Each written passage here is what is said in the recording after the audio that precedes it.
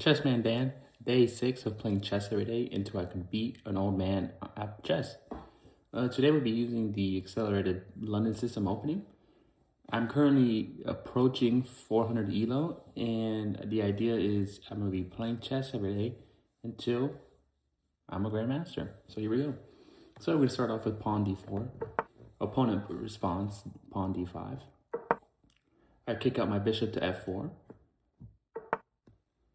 All right, here he puts his knight to f6. I respond with knight to d2. My opponent responds with pawn e6. I pawn to e3.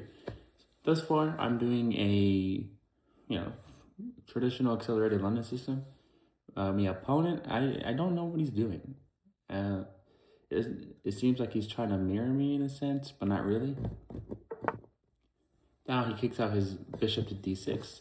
The idea with bishop to d6 is he wants to put pressure onto my dark squared bishop. Preferably he's assuming I would take and then I would take.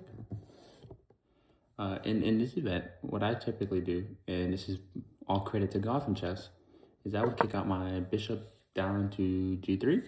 And if my opponent wanted to take my dark squared bishop, I would recapture with my pawn, which will open up my h-file.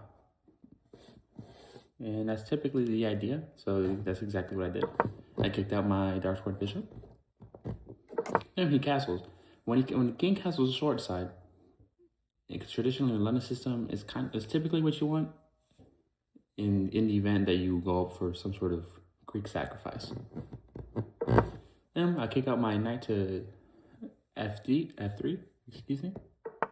Here, my opponent plays pawn a6, and I'm assuming that my opponent would then a6 to then put his pawn to b5. I finished my pyramid setup, and that's exactly what it did. Thus far, based on the evaluation system, I'm up 0.07, so it's an even game. No one has a clear victory. Once I kick out my bishop to d3, I'm fully ready for the London system. At this point, I could continue to do a setup, but I plan on starting my attack. There, he kicks out his knight to c6. And this is where my attack begins. The idea with putting knight to e5 is that I would want him to take with his knight on my left-hand side, which he does. And ideally, I recapture with the pawn. The pawn will fork both the bishop and the knight. Ideally, I would like it for the knight to go backwards, because once that knight is out of the way, I could continue my attack. Now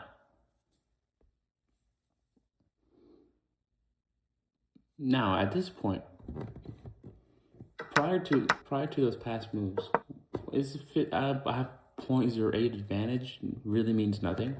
The moment he takes with my knight, the evaluation board goes from 0.07, 0.06 to now have a 0.3 advantage.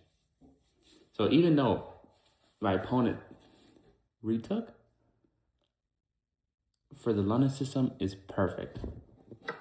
Here I retake, 0.3 advantage. Now he moves his knight, so now the game goes from 0.3 advantage to now I have a 0.42 advantage for white. Pretty nice. Here I take with the bishop. It was just hanging, of course.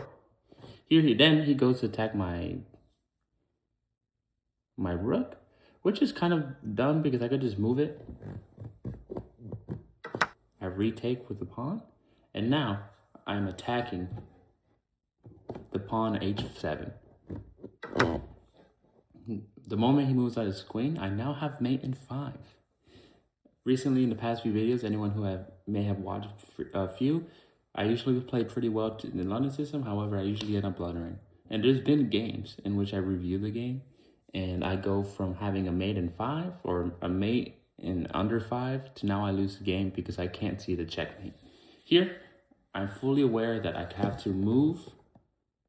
Ideally, if I could go here, and even if you were to put pressure there, that would be mate. However, you're going to see here shortly that I still get mate. Spoiler alert. However, I don't do the fastest way. Here, I go for mate. That's exactly what I do. My queen h5, putting pressure on my pawn. The evaluation board goes from mate and 5 to plus 4-3 advantage. I'm still having a really good advantage. However, my opponent mate in 1. Here we go. Take mate in 13. Checkmate. This game was a 15-move game in which the London system helped me to secure a checkmate. Now, I would like to go back to kind of analyze my game. In previous games, I've been punished for it, but a lot of times, because I'm at such low elo, I still am able to secure victories. However, I need to do better at spotting checkmates and attacking. What would have been best? I want to go back here. And this is where, if I truly knew Gotham chess, I would do something of a bishop sacrifice. Here, he would take. The king would move. Check. He would move again. Or, I'm sorry. How would it be? It would be check. Okay, I'm messing this one up. I would rather just, regardless.